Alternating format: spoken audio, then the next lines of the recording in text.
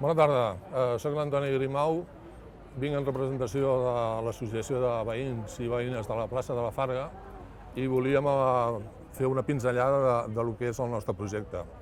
En principi hi ha 4 punts que volem treballar. Un d'ells és l'ampliació i la renovació de la zona infantil. Això és el més important perquè se'ns està quedant bastant obsoleta després de 20 anys. Un segon punt que estem plantejant és acabar de pavimentar el que és la pista de formigó, tot el contorn de la pista de formigó, posar uns quants bancs i posar uns quants arbres per guanyar ombra de cara a l'estiu. Un tercer punt que plantegem també és completar el tancament del Pipicà.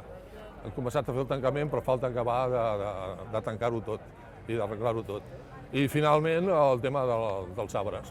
Per les circumstàncies del temps i pel fet que es van morint, falten molts arbres a la plaça i en definitiva estem demanant que tot això es substitueixi per arbres nous.